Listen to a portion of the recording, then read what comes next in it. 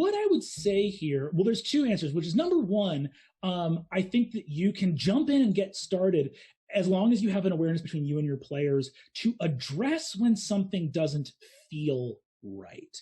Because what is very true, I think, is that the more you play D&D, 5e, or any system, the more you begin to appreciate what has been added for flavor versus what is an actual underlying mechanic, right? Yeah. So, for example, in the flavor for the rogue class, it'll be like, rogues are sneaky. Check it out. You're not sneaky if you don't take stealth as a skill, and you're not required to as a rogue.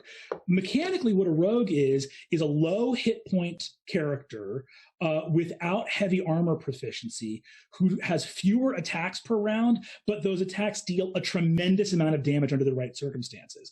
If you build a rogue to be a fencer who's basically like a swashbuckler fighter, right?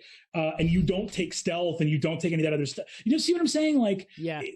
So in other words, what you have to be a little bit of a cautious consumer of the information that the game is giving you, because there is actually nothing mechanically that makes a rogue sneaky, right? Because their proficiencies and expertise are selectable by you as the player, and if you don't sink them into stealth or sleight of hand, you're not gonna have a sneaky character.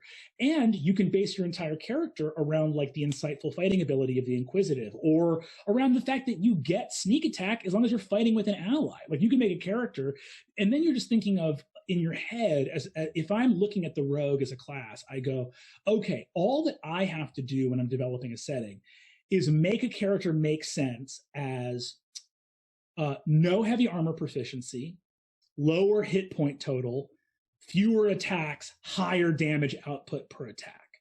That is the only series of things that are actually true about the rogue as a class. And as long as you grasp what the actual mechanical certainties of the class are, then you know how to skin them, right? So like for Ricky Matsui, who's our like firefighter character, we go like, okay, like paladin, oaths, etc., like big, tanky, strength-based character, healing, civic duty, like responsibility, like that's a firefighter in New York, right? Yeah.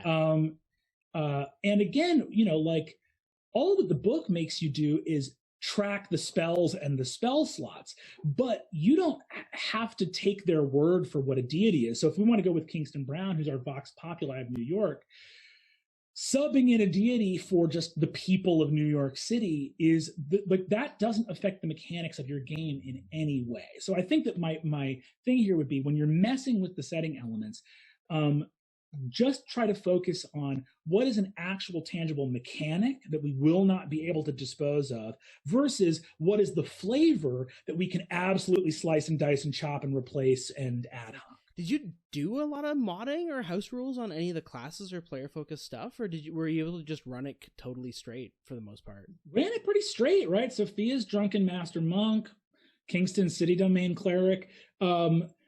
The biggest mods we did were, again, flavor-based. Like, okay, Ricky Matsui has full plate mail because part of being a mid to high-level paladin is the balance assumes that you probably have pretty good armor by the time you're X level, right?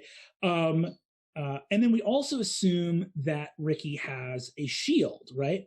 So his armor gets up to be like AC 20 by the time he's like 5th or 6th level. Now, what's interesting about that is, what does full plate and a shield actually do mechanically in the game? It gives you disadvantage on stealth checks, and it gives you the bonus. It means you can't have something in your offhand. So as long as we're calculating Ricky's damage to stay at that 1d8 for a battle axe, right?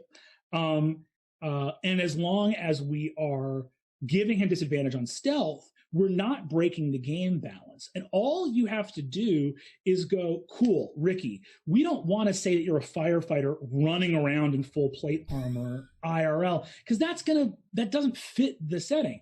So we're just going to say that disadvantage comes from you're so physically attractive that people tend to notice you whenever you're in a space. So the disadvantage on his stealth is he's just a little bit too hot. And people are like, whoa, who's this guy, right? Which again is focusing on, is there another way to explain these elements of mechanics that keep the game balanced that are not going to use the flavor that is the thing we want to replace by changing the setting element?